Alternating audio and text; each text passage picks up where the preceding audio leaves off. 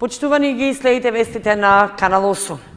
Со гласањето на болните и изнемоштени лица почна парламентарните и вториот круг од претседателските избори. Во 4 општини од регионот се пријавени вкупно 436 граѓани кои гласаа во домашни услови. Во 4 општини од Кочанскиот регион се пријавиле уште 164 болни и изнемоштени граѓани кои побарале своето гласачко право да го остварат во домашни услови.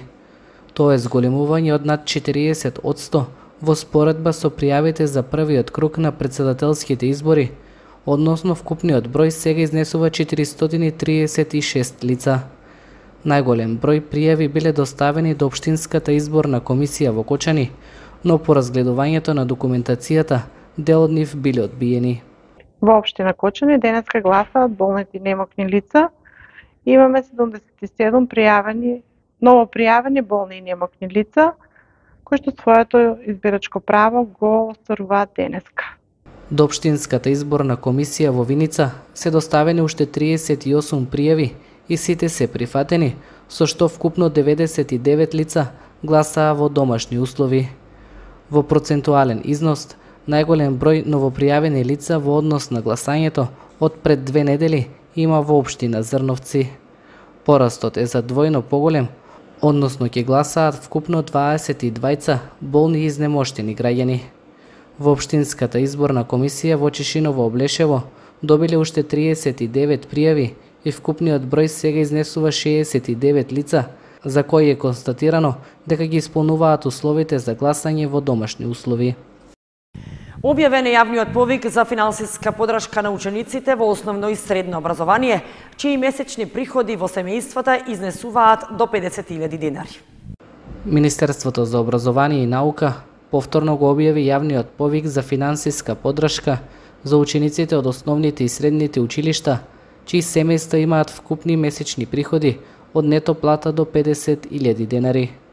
Во повикот е наведено дека може да се пријават сите основци и средношколци кои ги исполнуваат условите да се државјани на Република Македонија, да се редовни ученици во основното, односно средното образование, да се ученици чии семејства имаат вкупен месечен приход не поголем од нето плата до 50.000 денари. Кандидатот треба да се пријави во училиштето во кое е запишан, а при пријавувањето треба да ги пополни образците пријава и изјава. На учениците, ако родителите се невработени, треба да достават потврда од Агенцијата за вработување или извод од сите трансакцијски сметки на име родители за претходниот месец, односно до датумот на аплицирањето по јавниот повик, или пак потврда за право на гарантирана минимална помош. Ако старателот е регистриран како индивидуален земјоделец, се доставува извод од сите трансакцијски сметки за минатата година.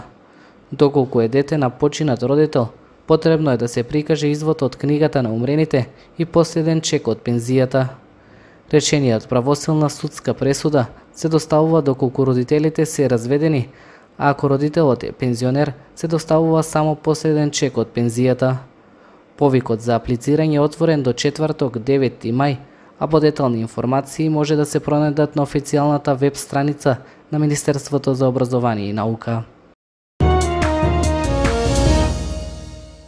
Ротари клубот Кочани Виница беше организатор на традиционалната детска ротари трка, што се одржа во рамки на велигденскиот хепенинг. Учествуваа 100 дечиња до 10 годишна возраст. Под мотото "Скокни, трчај и весели се" со ротари велигденски игри, изминатиот викенд во паркот на Револуцијата се одржа ротари детска трка. Учеството беше бесплатно, а за сите надпреварувачи беа обезбедени награди од компанија од Кочани и Виница. На настанот учествуваат деца на возраст до 10 години, а организатор беше ротари клубот Кочани Виница. Председателот на ротари клубот, Зафир Наков, истакна дека по позитивните искуства од претходно и годинава ја организираат детската трка. Ротари клубот Кочани Виница се приклучивме во програмата на одбележување на велигденските празници заедно со општина Кочани и ја приредуваме денес оваа детска велигденска игра за да ја збогатиме радоста веселбата и да го поттикнеме на прорачкиот дух, организирајќи ги овие спортски игри за најмалите наши членови во нашата заедница. Од искуство од минатата година имавме 100 дечиња, сега припремаме стартни пакети за 120 дечиња.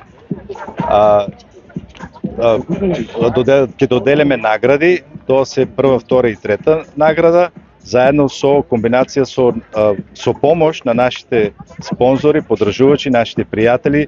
Настанот имаше и хуманитарен карактер, односно да се соберат средства за екопроект за изработка на мурали и за подигање на јавната свест кај најмалите генерации за важноста на екологијата во секојдневниот живот. Активноста беше во склоп на проектот Направи разлика, имплементирана од Фондацијата за развој на локалната заедница од Штип, финансирана од Агенцијата за меѓународен развој на САД, УСАИД. Центарот за култура Бели Мугри ја објави програмата со настани за месец мај. Ке има стендап настапи, изложби и фестивал на детски песни. Центарот за култура Бели Мугри ја објави програмата за работа за овој месец. Настаните почнуваат в петок, а пред публиката во Кочани ќе биде отворена изложбата на учениците од школата за цртање и сликање. В сабота и во вторник ќе гостува комичарот Сашко Коцев, кој ќе се представи со стендапот Широк дијафазон. На 13 на програмата е детска представа, а на 15 и 16 ќе се реализира кинопроекција на филмот Луси Гангстерка. На средината од месецот, односно на 21 е закажана изложба на филигрански накид, проект што е дел од годишната програма на Центарот за култура Бели Мугри за оваа година. Детската градинка Павлина Велјанова на 29 ќе одржи Свечената академија. Ден потоа е закажан фестивалот на песни за деца Весело штурче. Завршниот настан на 31 ќе го спроведе Центарот за култура Трајко Прокопиев од Куманово, а ќе се представи со театарска представа. Од Центарот за култура Бели Мугри додаваат дека институцијата го задржува правото за изменување и дополнување на програмата за работа.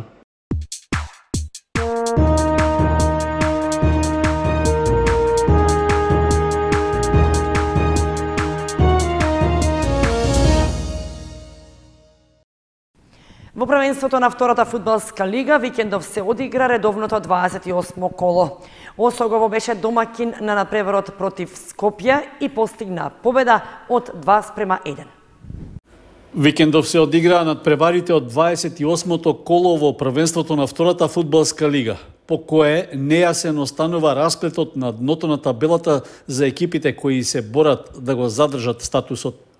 Фудбалерите на Осогово на домашен терен го победија тимот на Скопје со 2:1, со што исполнија само еден од неколкуте услови да изборат опстанок во лигата. И покрај борбената игра на домашните и неколкуте сериозни обиди да ја затресат противничката мрежа, сепак тие не успеа во намерите. Па гостите први дојдо во водство во 16-та минута со погодокот на Поповски. Со таков резултат заврши првото полувреме, а во вториот дел продолжија нападите на Осогово, но без резултатска завршница. Израмнување на резултатот беше направено во 63-та минута, со голот што го постигна голгетерот Тоше Манов. Тој беше стрелец и на победничкиот погодок во 70-та минута, со што на играчите и на навивачите им донесе радост и нови 3 бода за својата екипа. Освојувањето на бодовите е повеќе од добредојдено на 2 кола пред крајот на првенството, но сепак тоа не значи дека Осогово го обезбеди задржувањето на второлигашкиот статус. Причина за тоа е што еден од директните конкуренти, Каменица Саса, исто така забележа победа на домашен терен, па разликата меѓу двете екипи е само 3 бода.